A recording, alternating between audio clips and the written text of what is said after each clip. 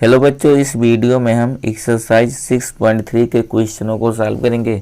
इससे पहले हम इस एक्सरसाइज से संबंधित डिफिनीशन व थ्योरम को देख चुके हैं। अगर आप उनको ना देखे हो तो पहले उन वीडियो को देख लीजिए, जिसका लिंक डिस्क्रिप्शन में दिया हुआ है, जिससे कि आप इन क्वेश्चनों को आसानी से समझ सकें। तो आइए अब हम क्वेश्चनों को सॉल्व करते हैं। क्वेश्चन नंबर फर्स्ट है हमारा, जिसमें बोला है कि बताइए कि आकृति 6.34 में दिए त्रिभुजों के युग्मों में से कौन कौन से युग्म समरूप हैं।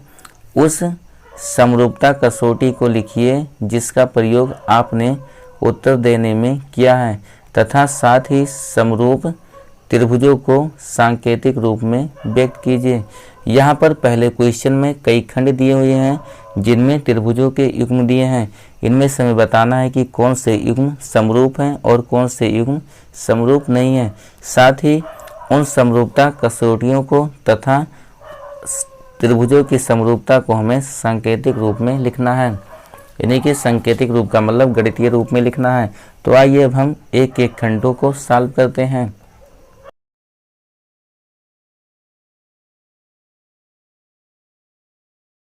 अब हम सबसे पहले पहला खंड सॉल्व करते हैं। पहले खंड को अगर हम देखें तो यहाँ पर हमारे पास दो त्रिभुज हैं। आप चाहें तो इसको थोड़ा हाईलाइट कर सकते हैं, जैसे कि यहाँ पर हम इसे थोड़ा हाईलाइट कर देते हैं। पहला त्रिभुज हमारा यहाँ पर है त्रिभुज ABC, जिसकी पहली भुजा AB। दूसरी भुजा की अगर हम बात करें यहाँ पर, तो दूसरी भुजा हमारी हो जाएगी यहाँ पर BC, और उसके बाद तीसरी भुजा जो है वो AC है यहाँ पर, जिसके कोण हमको मालूम है।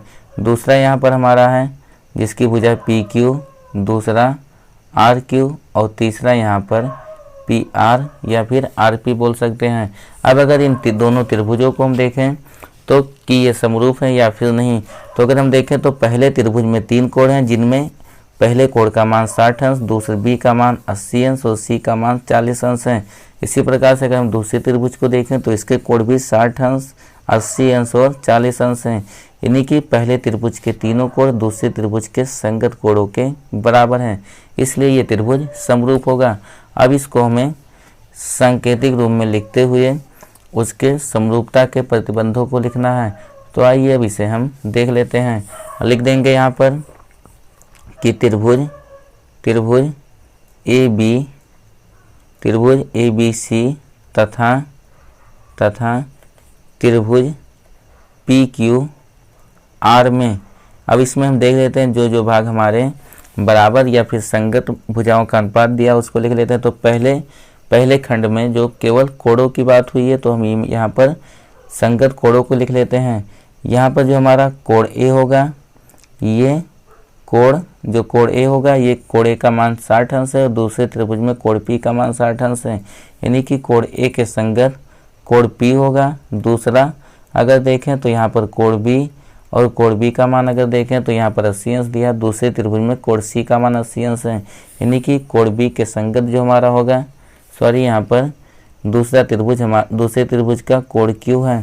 तो यहाँ पर जो कोण B होगा वो कोण Q के बराबर होगा। और तीसरे का कोण की बात करें तो तीसरा कोण यहाँ पर C है, जिसका मान यहाँ पर 40 अंश दिया हुआ है।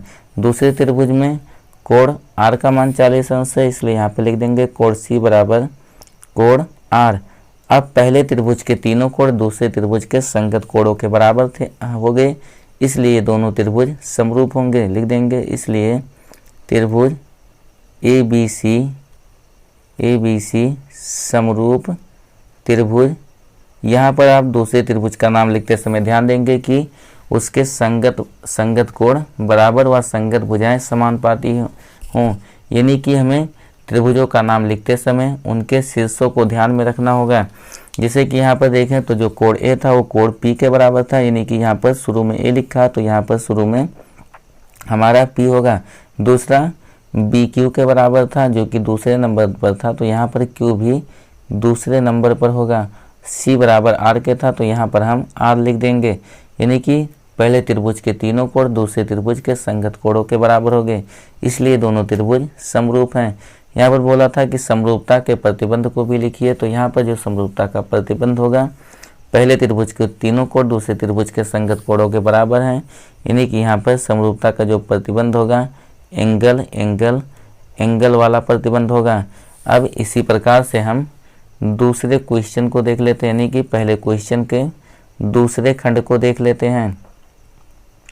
यहाँ पर हमारा दूसरा खंड हो जाएगा जिसमें दो त्रिभुज दिए हैं, एक ABC है और दूसरा PQR है। आप चाहें तो इनके भुजाओं को भी हाईलाइट कर सकते हैं। जैसे कि अगर इनके भुजाओं को हम हाईलाइट करें तो यहाँ पर पहली भुजा हमारी AC है, दूसरी भुजा की अगर हम बात करें तो यहाँ पर दूसरी भुजा BC और उसके बाद तीसरी भुजा जो है ये AB है। इसी प्रकार से दूसरा त्रिभुज है जिसकी पहली भुजा यहाँ पर मान लो कोई मान लेते हैं RP बोल देते हैं, दूसरी भुजा QR और उसके बाद तीसरी भुजा RQ है।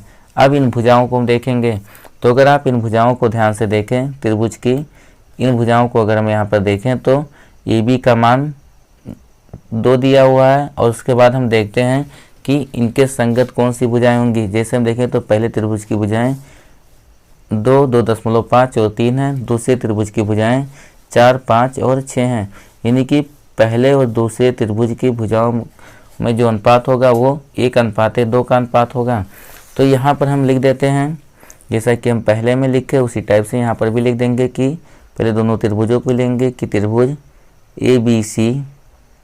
ABC तथा त्रिभुज PQR में। अब यहाँ पर अगर देखें तो अगर हम AB भुजा को लेते हैं तो ये यहाँ भुजाओं का अनुपात बराबर होगा, इसलिए लिख देंगे यहाँ पर AB और AB के संगत यहाँ पर QR होगा। तो यहाँ पर AB और उसके बाद यहाँ पर लिख देंगे AB के संगत QR है, तो QR लिख देंगे बराबर दूसरी भुजा यहाँ पर हम BC लेते हैं, BC। और अगर हम देखें तो BC का वैल्यू यहाँ पर 2.5 दिया था, इसलिए BC के संगत यहाँ पर RP होगा। तो यहाँ पर लिख देंगे BC बटे RP बराबर जो तीसरी भुजा हमारी है यहाँ पर CA, तो यहाँ पे लिख देंगे CA। और अगर CA के संगत भुजा को हम देखें तो CA का मान 3 है, इसलिए यहाँ पर जो हमारा PQ होगा उसके संगत होगा, तो CA बटे यहाँ पे लिख देंगे हम PQ। अब यहाँ पर अगर आप चाहें तो इनका रेशियो भी लिख सकते हैं। यहाँ पर पहला 2 का 2 गुना 4 था, या फिर 2.5 का 2 गुना 5, या फिर 3 का 2 गुना 6 है, यानी कि जो यहाँ पर रेशियो होगा 1:2 का होगा। तो यहाँ पे लिख देंगे हम 1/2। अब पहले त्रिभुज की तीनों भुजाएं दूसरे त्रिभुज की संगत भुजाओं के समानुपाती हैं, इसलिए दोनों त्रिभुज समरूप होंगे। लिख देंगे यहाँ पर, इसलिए त्रिभुज ABC समरूप त्रिभुज। यहाँ पर हम त्रिभुज का नाम लिखते समय ध्यान देंगे कि संगत भुजाएं समानुपाती हों, यानी कि यहाँ पर पहली भुजा AB था और इसके संगत यहाँ पर QR है, तो यहाँ पर लिख देंगे AB और इसके संगत यहाँ पर हो गया Q, उसके बाद R, QR हो गया। दूसरा BC, यानी कि यहाँ पर BC था और BC के संगत RP होगा। तो यहाँ पर शीर्ष R को हम पहले लिख चुके हैं, यहाँ पर P हमारा बचा है, तो यहाँ पर हम P लिख देते हैं।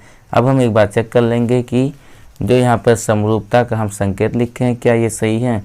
तो यहाँ पर AB के संगत, अगर AB भुजा के संगत यहाँ पर QR हो गया, ये भी सही है। उसके बाद दूसरा BC के संगत RP होना चाहिए, तो BC के संगत यहाँ पर RP है। तीसरी भुजा हमारी है यहाँ पर CA और CA के संगत यहाँ पर CA के संगत PQ है, तो यहाँ पर CA के संगत PQ, यानी कि जो हम समरूपता का यहाँ पर संकेत लिखे हैं वो सही है। अब यहाँ पर हम समरूपता का प्रतिबंध लिख देते हैं। तो यहाँ पर देखेंगे पहले त्रिभुज की तीनों भुजाएं दूसरे त्रिभुज की संगत भुजाओं के समानुपाती थी, इसलिए त्रिभुज समरूप हैं। तो यहाँ पर जो हमारा समरूपता का प्रतिबंध होगा वो यस प्रतिबंध होगा। अब आगे हम तीसरे खंड को देख लेते हैं।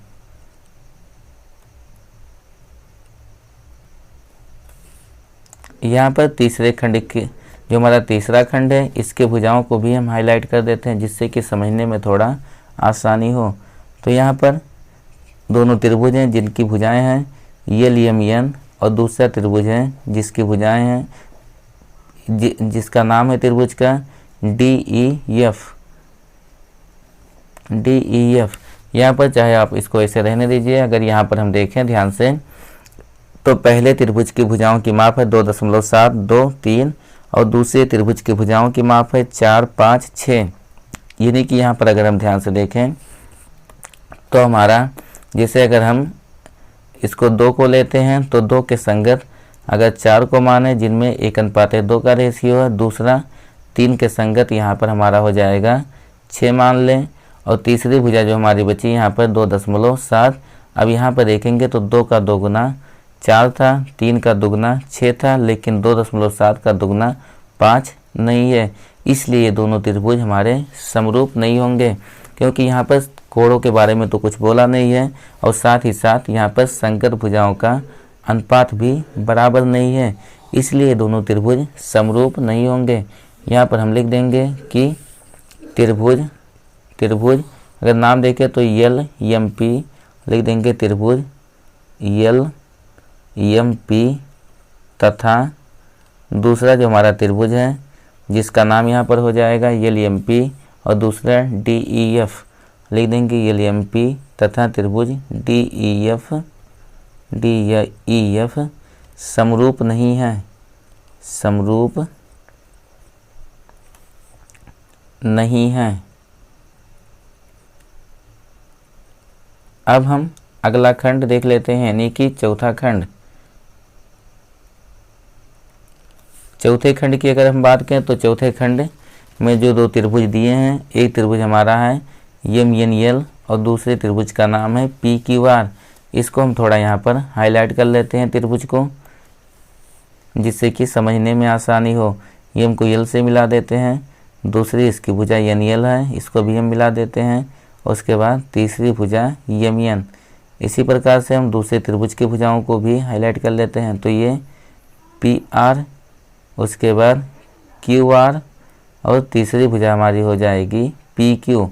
अब यहाँ पर अगर आप ध्यान देंगे तो यहाँ पर ये हो गया हमारा त्रिभुज यम एन यल, और में एक कोण 60-70 अंश का है, और दूसरा त्रिभुज जो हमारा पी क्यू आर है इसका भी एक कोण 70 अंश है, यानी कि ये कोण बराबर हो गए।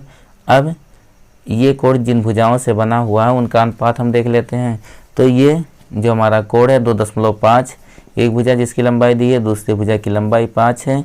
दूसरे त्रिभुज में देखें तो एक भुजा की लंबाई 5 है और दूसरे की 10 है, यानी कि यहाँ पर जो संगत भुजाएं होंगी हमारी, ये एक जो हमारा होगा 2.5, इसके संगत ये 5 हो जाएगा, और उसके बाद जो 5 है इसके संगत यहाँ पर 10 हो जाएगा, यानी कि इनके भुजाओं में जो अनुपात होगा वो 1:2 का होगा। तो यहाँ पर हम समरूपता का प्रतिबंध पढ़े थे कि अगर एक त्रिभुज का एक कोण, एक त्रिभुज की 2 भुजाएं और उसके अंतर्गत कोण दूसरे त्रिभुज की संगत 2 भुजाओं के समानुपाती और उनके अंतर्गत कोण के बराबर है, तो ये त्रिभुज समरूप होंगे। और वही प्रतिबंध यहाँ पर भी लगेगा, क्योंकि ये कोण बराबर दिया है और वह कोण जिन भुजाओं से बना हुआ है उनके अनुपात बराबर दिए हैं। तो यहाँ पर हम लिख देंगे कि त्रिभुज यम एन यल तथा दूसरा त्रिभुज जो दिया है उसका नाम पी क्यू आर है, लिख देंगे, तथा त्रिभुज पी क्यू आर में। अब इन त्रिभुजों में अगर हम देखें तो यहाँ पर एक कोण बराबर दिया है, लिख देंगे कोण यम बराबर कोण क्यू, और उसके बाद उनके ये कोण जिन भुजाओं से बना हुआ था उन भुजाओं का अनुपात बराबर दिया है, यानी कि यहाँ पर हो जाएगा यम एन,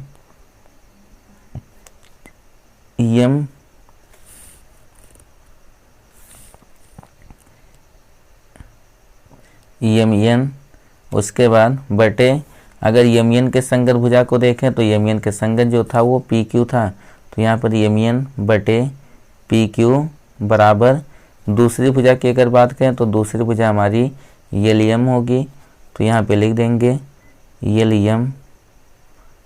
एम बटे एलियम के संगत भुजा की बात करें तो यहाँ पर एलियम के संगत क्यू आर होगा। तो यहाँ पर एलियम के संगत लिख देते हैं बटे क्यू आर। अब यहाँ पर समरूपता, जो समरूपता का प्रतिबंध लगा हुआ है उसको सांकेतिक रूप में लिख देंगे और साथ ही समरूपता की कसौटी लिख देंगे। तो यहाँ पर अगर हम समरूप त्रिभुज का नाम लिखें तो ये हो जाएगा, इसलिए त्रिभुज लिख देंगे यम, त्रिभुज यम एन यल समरूप त्रिभुज। अगर दूसरे त्रिभुज को देखें तो दूसरे त्रिभुज में यहाँ पर पहला कोण यम के संगत कोण क्यू था, इसलिए यहाँ पर शुरू में सबसे पहले तो यहाँ पर क्यू ही होगा। दूसरा अगर यहाँ पर हम भुजाएं देख लेते हैं तो यहाँ पर दूसरे और तीसरे शीर्ष को देखें तो ये यनियल भुजा इससे हमें प्राप्त हुई थी। और जो यहाँ पर यनियल है, अच्छा अगर यनियल भुजा को देखें तो यहाँ पर नहीं दिया हुआ है, लेकिन अगर अगली भुजा को हम देखें तो यहाँ पर यमियन जो था हमारा वो पी क्यू के संगत था और यहाँ पर हम क्यू को पहले लिख चुके हैं, इसलिए जो दूसरा हमारे दूसरे क्रम पर जो शीर्ष होगा वो पी होगा। अब हमारा तीसरा शीर्ष जो बचा है उसको लिख देते हैं, तो पी हो गया, क्यू हो गया, तीसरा शीर्ष आर होगा। अगर आपको एक बार चेक करना है तो इन भुजाओं को चेक कर लेते हैं। यमियन के संगत क्यू पी यानी कि पी क्यू बोलें, उसके बाद एलियम यानी कि पहला और तीसरा, तो यहाँ पर भी पहला और तीसरा होना चाहिए, तो पहला और तीसरा क्यू आर, यानी कि जो हम यहाँ पर समरूपता का संकेत लिखे हैं वो सही है। अब हम समरूपता के प्रतिबंध का वर्णन कर देते हैं। तो इसमें एक कोण और दो संगत भुजाओं का अनुपात समान था, इसलिए दोनों त्रिभुज समरूप थे, यानी कि यहाँ पर जो हमारा प्रतिबंध होगा वो यस प्रतिबंध होगा। अब हम अगले क्वेश्चन को देख लेते हैं, यानी कि क्वेश्चन नंबर 1 के 5वें खंड को। यहाँ पर ये हमारा 5वां खंड है, जिसमें अगर हम त्रिभुजों को यहाँ पर देखें तो पहला त्रिभुज हमारा दिया हुआ है त्रिभुज ABC, उसके बाद दूसरा त्रिभुज यहाँ पर है त्रिभुज DEF। अब अगर हम ध्यान से देखें तो यहाँ पर पहले त्रिभुज का एक कोण 80 अंश है और दूसरे त्रिभुज का भी एक कोण 80 अंश है, लेकिन यहाँ पर जो पहले त्रिभुज की जो भुजाएं हैं वो एक का मान 2.5 और दूसरे का मान 3 दिया हुआ, दूसरे में एक का मान 5 और दूसरे का 6 दिया है, यानी कि यहाँ पर भुजाओं का अनुपात भी बराबर दिया हुआ है। लेकिन फिर भी ये दोनों त्रिभुज समरूप नहीं होंगे, क्योंकि यहाँ पर जिन दो भुजाओं का अनुपात हम देखते हैं कोण उनके अंतर्गत होना चाहिए, यानी कि कोण उन भुजाओं से मिलकर बना होना चाहिए, लेकिन पहले त्रिभुज में ऐसा नहीं है, क्योंकि यहाँ पर 2.5 और उसके बाद 3 मात्रक की जो भुजाएं दी है उससे हमारा कोण B बनेगा, और यहाँ पर कोण A का मान 80 अंश दिया हुआ है, और जबकि यहाँ पर अगर दूसरे त्रिभुज को देखें तो ये सही बना हुआ है, लेकिन यहाँ पर पहले त्रिभुज में यहाँ पर भुजा AC का मान देना था, इसलिए यहाँ पर इन दोनों जो संगत भुजाएं हैं उनके अंतर्गत कोण नहीं है, इसलिए ये दोनों त्रिभुज समरूप नहीं होंगे। लिख देंगे हम त्रिभुज ABC तथा त्रिभुज DEF समरूप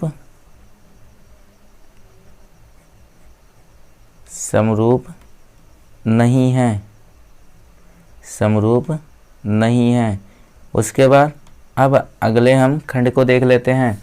तो अगला खंड हमारा 6वां है, जिसको आपको खुद से ही लिखना है, क्योंकि यहाँ पर स्पेस की कमी है और अगले एक ही खंड के लिए अगले पेज में लिखने का कोई मतलब नहीं, ये आप पहले ही कर चुके हैं। जैसा कि हमारा पहला खंड था ठीक उसी तरीके से ये 6वां खंड भी दिया हुआ है। यहाँ पर थोड़ा आपको हम समझा देते हैं। जैसे कि पहला त्रिभुज हमारा है DEF, उसके बाद दूसरा है PQR। अगर हम देखें तो पहले त्रिभुज का एक कोण 70 अंश है, दूसरा 80 अंश है, और हम नियम पढ़ चुके हैं कि त्रिभुज के तीनों कोणों का योगफल 80 अंश होता है, 180 अंश होता है। तो यहाँ पर एक कोण 70 अंश, दूसरा 80 अंश है, इसलिए यहाँ पर जो 70-80 अगर हम देखें तो ये 150 हो जाएगा, और अगर 180 में से हम 150 घटाते हैं तो यहाँ पर तीसरा जो कोण है इसका मान हमें यहाँ पर 30 अंश प्राप्त होगा। इसी प्रकार से अगर हम दूसरे त्रिभुज को देखें तो दूसरा त्रिभुज जो पी क्यू आर है इसका एक कोण 80 अंश, दूसरा 30 अंश दिया हुआ है। यहाँ भी हम वही नियम लगाएंगे कि त्रिभुज के तीनों अंतःकोणों का योगफल 180 अंश होता है। 80 अंश 30 अंश ये हो जाएगा 110 अंश, यानी कि 180 में से जब 110 अंश हम घटाएंगे तो यहाँ पर जो तीसरा कोण है ये 70 अंश हमें प्राप्त होगा। अब त्रिभुज DEF के एक कोण का मान कोणों को देखें तो ये हमें 30 अंश 70 अंश और 80 अंश प्राप्त हुए हैं। दूसरे त्रिभुज के कोणों को देखें यानी कि PQR के, तो ये 30 अंश 70 अंश और 80 अंश प्राप्त हुए हैं। यानी कि पहले त्रिभुज के तीनों कोण दूसरे त्रिभुज के तीनों संगत कोणों के बराबर हैं, इसलिए ये दोनों त्रिभुज समरूप होंगे। अब इसको आप सांकेतिक रूप में लिख लेंगे। और यहाँ पर अगर हम सांकेतिक रूप की बात करें तो यहाँ पर अगर पहले त्रिभुज का नाम लिखें तो ये हमारा हो जाएगा त्रिभुज DEF समरूप जो हो जाएगा ये त्रिभुज। यहाँ पर देखें तो D के संगत यहाँ पर P था तो यहाँ पर P लिख देंगे। उसके बाद E का मान 80 अंश है और यहाँ पर E के संगत हमारा Q होगा, तो यहाँ पर हो गया Q। और उसके बाद तीसरा F का मान 30 अंश है और यहाँ पर R का मान 30 अंश होगा, यहाँ पर लिख देंगे R। और यहाँ पर जो समरूपता का प्रतिबंध होगा वो पहले त्रिभुज के तीनों कोण दूसरे त्रिभुज के संगत तीनों कोणों के बराबर थे, इसलिए यहाँ पर जो समरूपता का प्रतिबंध होगा वो A होगा। अब इससे आगे हम क्वेश्चन नंबर 2 को देख लेते हैं।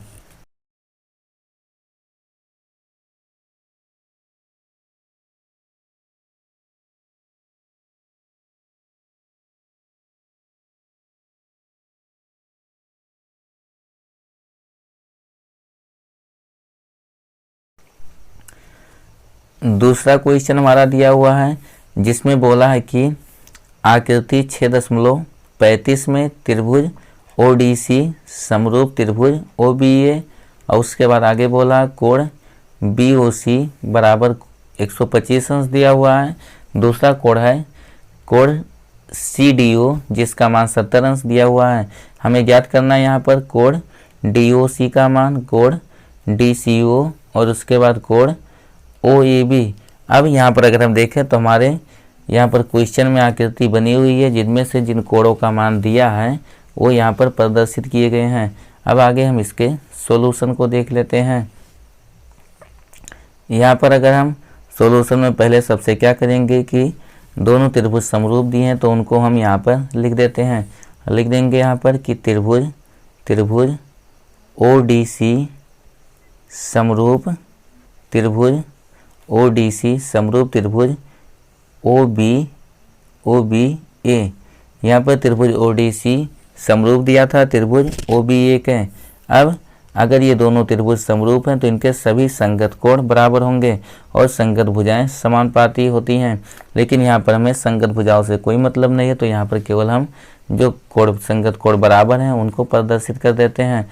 पहला जो कोण यहाँ पर देखें तो शीर्षों के बराबर शीर्षों होगा, यानी कि शीर्षों दोनों त्रिभुजों में कॉमन होगा। अब हम इस शीर्ष पर बना कोण जो है उसको हम लिख लेते हैं। तो पहला त्रिभुज हमारा ODC था तो इसके हम कोण को लिख लेते हैं। लिख देंगे यहाँ पर कोण, यहाँ पर शीर्षों का अगर हम कोण देखें तो यहाँ पर चाहे आप लिख सकते हैं COD या फिर DOC। तो यहाँ पर हम लिख देंगे कोण COD बराबर जो होगा ये कोण COD दूसरे त्रिभुज के कोण AOB के बराबर होगा। COD तो यहाँ पे लिख देंगे हम कोण AOB, ये पहला कोण बराबर है, लेकिन इनमें से हमें किसी भी कोण का मान नहीं पता है। उसके बाद अगर हम दूसरे कोण को देखें तो जो दूसरा शीर्ष हमारा D होगा ये शीर्ष B के बराबर होगा, और यहाँ पर हम शीर्ष D का नाम लिख देंगे। तो जो शीर्ष D होगा इसका नाम हो जाएगा CDO। तो लिख देंगे कि कोण CDO बराबर जो होगा ये शीर्ष D को शीर्ष B के बराबर था, तो यहाँ पर इसका नाम हो जाएगा कि कोण ABO। यहाँ पर अगर हम देखें तो इनमें से एक कोण का मान बराबर दिया हुआ है जिसको कि हम लिख सकते हैं। यहाँ पर CDO का मान दिया हुआ हमको मालूम है, तो यहाँ पर CDO का मान रख देते हैं। या फिर अभी हम रहने देंगे, अभी आगे उसके बाद हम लिख देंगे यहाँ पर तथा जो तीसरा हमारा कोड होगा, तीसरा शीर्ष जो सी है ये शीर्ष ए के बराबर है। और यहाँ पर शीर्ष अगर हम सी का नाम लिखें तो ये हमारा हो जाएगा, शीर्ष सी का नाम हो जाएगा कि शीर्ष सी ये हो जाएगा ओ सी डी बराबर, और शीर्ष जो सी था ये शीर्ष ए के बराबर था, इसका नाम यहाँ पर हो जाएगा ओ ए बी। अब आगे हमें जिन कोड़ों का मान दिया हुआ है उनको हम देख लेते हैं। यहाँ पर अगर आप प्रदर्शित करें तो यहाँ पर COB और COD हमको प्राप्त हुआ है AOB के बराबर, यानी कि यहाँ पर ये कोड हमारा हो जाएगा, पहला ये कोड इस कोड के बराबर प्राप्त हुआ है। उसके बाद दूसरा अगर हम देखें यहाँ पर तो जो कोड D था, ये कोड जो D था ये B के बराबर प्राप्त हुआ है। अगर तीसरे कोड की यहाँ पर हम बात करें तो तीसरा कोड जो यहाँ पर कोड C है ये कोड A के बराबर प्राप्त हुआ है। अब इनके मानों को यहाँ पर हम प्रदर्शित कर देते हैं। अगर यहाँ पर सबसे पहले हम निकाल लेंगे कि कोड COD का मान कितना है, लिख देंगे यहाँ पर कि चित्र से, यहाँ पे लिख देंगे कि चित्र से, हमारे चित्र में सारे मान दिए हुए हैं, लिख देंगे यहाँ पर चित्र से। अगर चित्र से यहाँ पर हम देखें तो इन दोनों कोडों का योगफल 180 अंश होगा, यानी कि जो हमारा यहाँ पर कोड COD उसके बाद प्लस जो दूसरा कोड होगा जिसका नाम यहाँ पे COB है या BOC बोल सकते हैं, कोड BOC ये बराबर 180 अंश होगा, क्योंकि यहाँ पर रेखिक युग्म कोड बन रहा है और रेखिक युग्म कोडों का योगफल 180 अंश होता है, जिनमें से एक कोड हमें मालूम है, यानी कि कोड यहाँ पर BOC का मान मालूम है, तो इसका मान हम रख देते हैं। यहाँ पर हो जाएगा कोड BOC। अच्छा, उससे पहले अगर देखें तो यहाँ पर COD था और यहाँ पर COD का मान हमें नहीं ज्ञात करना, लेकिन हमें यहाँ पर DOC का मान ज्ञात करना है। और यहाँ पर अगर हम DOC की बात करें तो जो DOC होगा वो कोड DOC जो है ये कोड AOB के बराबर है। तो यहाँ पर आप चाहें तो यहाँ पर इसका वैल्यू लिख सकते हैं, लेकिन हमें यहाँ पर AOB का भी मान नहीं ज्ञात करना, तो उसको ऐसे हम छोड़ देंगे। यहाँ पे लिख देंगे code COD plus code BOC के जगह पे यहाँ पर लिख देंगे 125 अंश और बराबर ये हो जाएगा 180 अंश। आगे अगर इसको हम सॉल्व करते हैं तो ये हो जाएगा कोड COD बराबर 180 अंश माइनस 125 अंश। आगे अगर 180 अंश में से 125 अंश हम घटाते हैं तो यहाँ पर 10 में से 5 घटेगा तो ये 5 हो जाएगा। उसके बाद यहाँ पर 7 बचा, 7 में से फिर 2 निकालेंगे तो ये 5 अंश होगा, यानी कि यहाँ पर हमको 55 अंश प्राप्त होगा।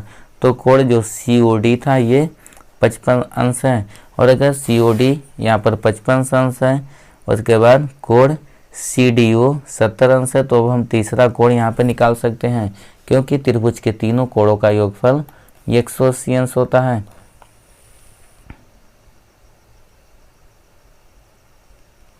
यहाँ पर हम लिख देंगे कि त्रिभुज, अगर त्रिभुज का नाम लिखें तो यहाँ पे लिख देंगे कि त्रिभुज, इस त्रिभुज का नाम हो जाएगा त्रिभुज CDO में। अब CDO में जो तीनों कोड हैं इनका योगफल 180 अंश होगा, यानी कि अगर इनके हम कोडों की बात करें तो पहला कोड हो जाएगा हमारा कोड CDO प्लस दूसरा कोड हो जाएगा CDO, दूसरा कोड हो जाएगा DOC और उसके बाद तीसरा कोड हो जाएगा यहाँ पर OCD। इन तीनों का योगफल जो होगा यहाँ पर 180 अंश होगा। अब जो कोड यहाँ पर मालूम है उनको हम लिख देते हैं।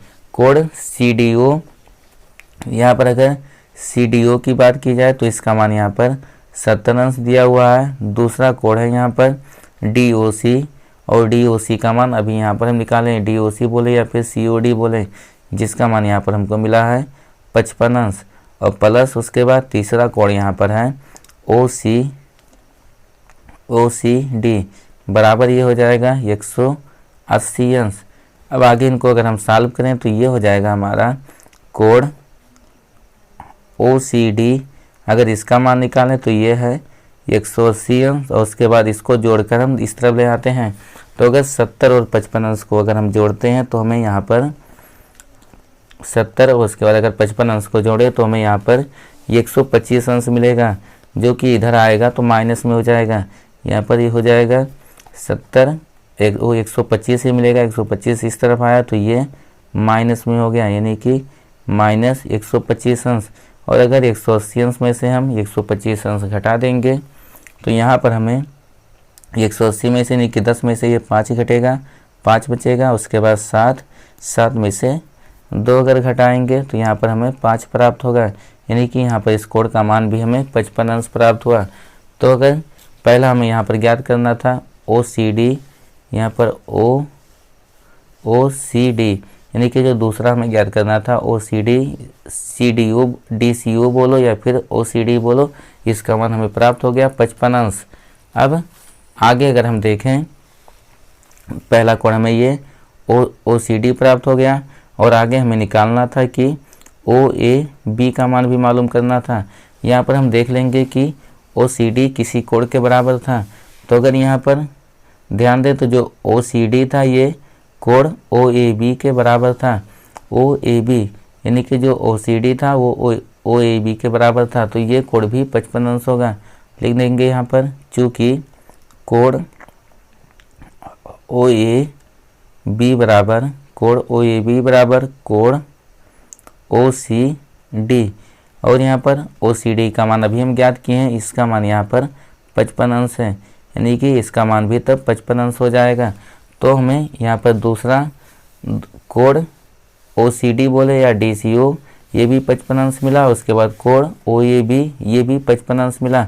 तीसरा हमें यहाँ पर DOC ज्ञात करना है, DOC, और यहाँ पर DOC हम पहले ही ज्ञात कर चुके हैं कि यहाँ पर DOC का वैल्यू कितना होगा। यहाँ पर अगर आप ध्यान देंगे तो एकदम शुरू में ही मिल गया था कि DOC 55 अंश, उसके बाद दूसरा हमको मिला OCD, इसका मान 55 अंश, और तीसरा OAB, इसका मान भी यहाँ पर 55 अंश होगा, यानी कि यहाँ पर तीनों जो हमारे आंसर मिले वो 55 अंश मिले। अब हम इससे आगे का क्वेश्चन यानी कि क्वेश्चन नंबर 3 देख लेते हैं।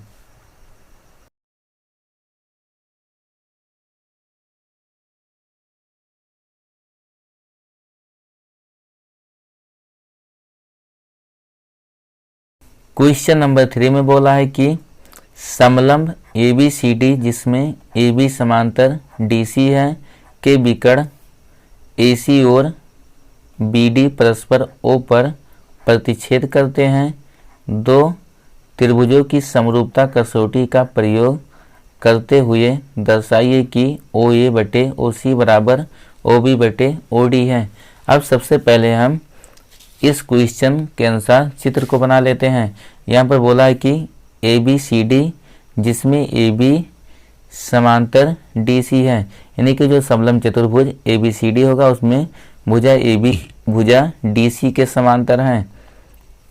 यहाँ पर अगर हम समलंब चतुर्भुज को बनाएं तो यहाँ पर पहली भुजा हमारी ये हो गई, मान लेते हैं भुजा, एक भुजा ये हो जाएगी। उसके बाद दूसरी भुजा बना लेते हैं। यहाँ पर बोला है कि ये समलंब चतुर्भुज है, यानी कि जो इसकी दो भुजाएं होंगी वो समांतर होंगी।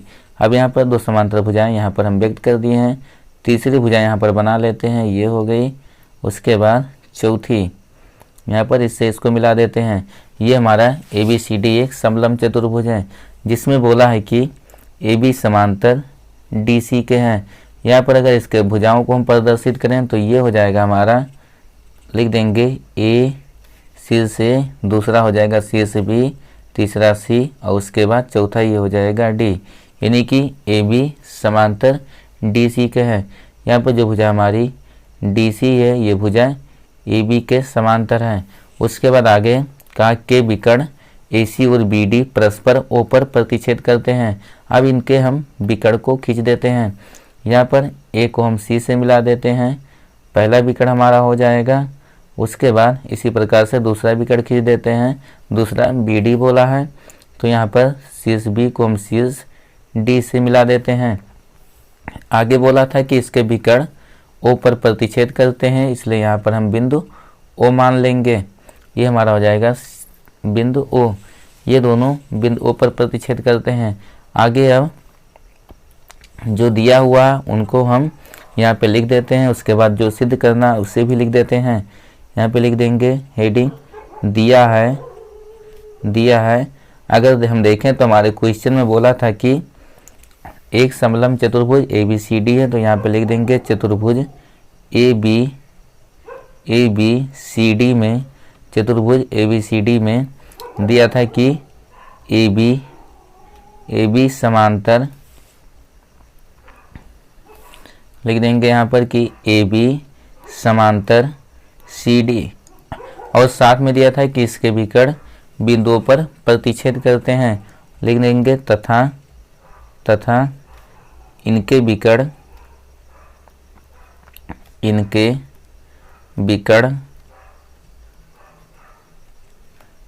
विकर्ण बिंदु O पर, इनके विकर्ण बिंदु O पर प्रतिच्छेद कर देते हैं। इनके विकर्ण बिंदु O पर प्रतिच्छेद करते हैं। आगे हमें जो सिद्ध करना है उसको भी लिख देते हैं। तो हमारा अगला हेडिंग होगा यहाँ पर सिद्ध करना है। अब यहाँ पर हमें जो सिद्ध करना था उसको भी हम यहाँ पर प्रदर्शित कर देते हैं। यहाँ पर हमें इस क्वेश्चन में सिद्ध करना था कि OA बटे, ये हो जाएगा OA बटे OC बराबर OB बटे OD के होगा। अब इसका हम प्रूफ देख लेते हैं, यानी कि इसकी उत्पत्ति देख लेते हैं। तो अगला हेडिंग हमारा हो जाएगा प्रूफ का, यानी कि उत्पत्ति का। अगर इसके प्रूफ की बात करें तो यहाँ पर जो दोनों त्रिभुज हमारे दिए हैं उन त्रिभुजों को हम ले लेते हैं। यहाँ पे लिख देंगे हम कि त्रिभुज, अगर दो त्रिभुज यहाँ पर देखें तो हमें दिखाना था OA बटे OC बराबर OB बटे OD। यहाँ पर इन दोनों त्रिभुजों को हम ले लेते हैं जो समांतर भुजाओं के अंतर्गत बनी हुई हैं, यानी कि एक त्रिभुज हमारा यहाँ पर हो जाएगा त्रिभुज AOB, और उसके बाद दूसरा त्रिभुज यहाँ पर हम ले लेते हैं, लिख देंगे तथा जो दूसरा त्रिभुज हमारा होगा ये हम COD ले लेते हैं। तो लिख देंगे तथा त्रिभुज COD में। अब अगर इन दोनों त्रिभुजों में हम देखें तो यहाँ पर जो हमारा ये पहला एंगल होगा, अगर इसको हम प्रदर्शित करें तो पहले त्रिभुज का जो एंगल ये होगा दूसरे त्रिभुज के एंगल C के बराबर होगा, क्योंकि जो भुजा हमारी AB थी ये CD के समांतर है। और हम नियम पढ़े हैं कि जब दो समांतर रेखाओं को कोई तिर्यक रेखा प्रतिच्छेद करती है तो एकांतर कोण बराबर होते हैं। यहाँ पर ABCD दोनों समांतर थे और AC हमारी तिर्यक रेखा होगी, इसलिए यहाँ पर जो पहले त्रिभुज का एंगल A था वो दूसरे त्रिभुज के एंगल C के बराबर होगा एकांतर कोण के नियम से। यहाँ पर हम लिख देंगे कि कोण, पहले त्रिभुज की अगर बात करें तो पहले त्रिभुज का जो यहाँ पर कोण A है, लिख देंगे ये कोण A का नाम अगर लिखें तो ये हो जाएगा OAB बराबर दूसरे त्रिभुज के कोण C, यानी कि इसका नाम हो जाएगा यहाँ पर कोण OCD। और उसके बाद ये क्यों बराबर है, लिख देंगे यहाँ पर एकांतर कोण,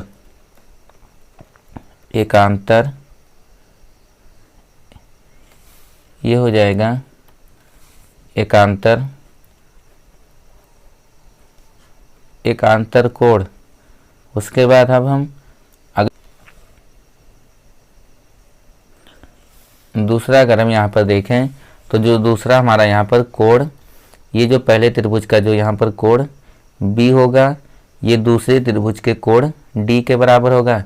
ये भी एकांतर कोण के नियम से बराबर होगा, क्योंकि यहाँ पर अगर हम BD को तिर्यक रेखा माने तो यहाँ पर कोण जो B होगा वो कोण D के बराबर होगा।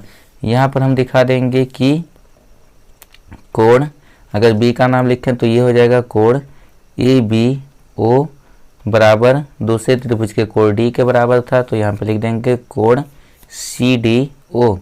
ये भी एकांतर कोण के नियम से बराबर था।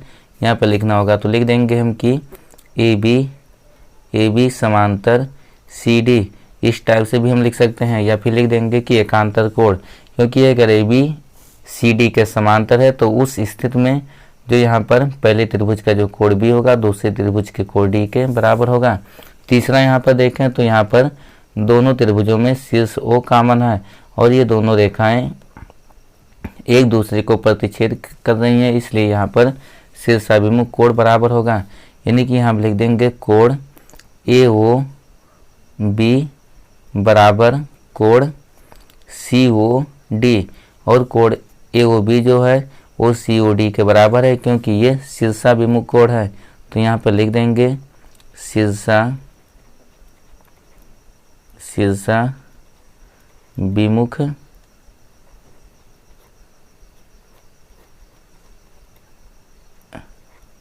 शीर्षाभिमुख कोण। अब यहाँ पर अगर हम देखें तो पहले त्रिभुज के तीनों कोण दूसरे त्रिभुज के संगत तीनों कोणों के बराबर हैं, इसलिए ये जो हमारे दोनों त्रिभुज होंगे ये समरूप होंगे। लिख देंगे यहाँ पर, इसलिए त्रिभुज ए ओ बी समरूप त्रिभुज। अगर यहाँ पर हम यहाँ पर जो हमारे संगत शीर्षों को देखें तो यहाँ पर जो ए था ये दूसरे त्रिभुज के सी के बराबर है, इसलिए यहाँ पर पहले हमारा सी हो जाएगा। ओ दोनों में कॉमन था जो दूसरे नंबर पर है, तो ये ओ हो जाएगा, और उसके बाद शीर्ष डी है। यानी कि त्रिभुज ए ओ बी जो समरूप होगा वो त्रिभुज सी ओ डी के होगा। और यहाँ पर अगर हम समरूपता का प्रतिबंध लिखें तो यहाँ पर पहले त्रिभुज के तीनों कोण दूसरे त्रिभुज के संगत तीनों कोणों के बराबर थे, इसलिए यहाँ पर जो हमारा प्रतिबंध होगा वो एंगल प्रतिबंध होगा। अब अगर दो त्रिभुज समरूप हैं तो उनकी संगत भुजाएं समानुपाती होती हैं। लिख देंगे यहाँ पर, अतः यहाँ पर संगत अगर हम भुजाओं को लिखें तो यहाँ पर पहले भुजा जो हमारी AO होगी, और उसके बाद अगर AO भुजा के संगत भुजा की हम बात करें तो AO के संगत यहाँ पर CO हो जाएगा। यानी कि AO बटे CO बराबर दूसरी हमारी भुजा जो है OB, यानी कि दूसरा तीसरा शीर्ष लेते हैं तो ये हो जाएगा OB, और जो OB के संगत है अगर यहाँ पर दूसरा तीसरा हम लिए हैं तो यहाँ पर भी दूसरा और तीसरा लेते हैं, तो यहाँ पर OB के संगत हमारा हो जाएगा ये OD। और यही हमें सिद्ध करना था कि OA बटे OC बराबर होगा ये OB बटे OD के। यहाँ पर हमने इसको सिद्ध कर लिया है। अब इससे आगे के जो हमारे क्वेश्चन हैं, यानी कि जो हमारा क्वेश्चन नंबर 4 और उससे आगे के क्वेश्चन हैं, उसको अब हम अगले वीडियो में देखेंगे। अगर वीडियो आपको पसंद आया तो वीडियो को लाइक और शेयर ज़रूर करें।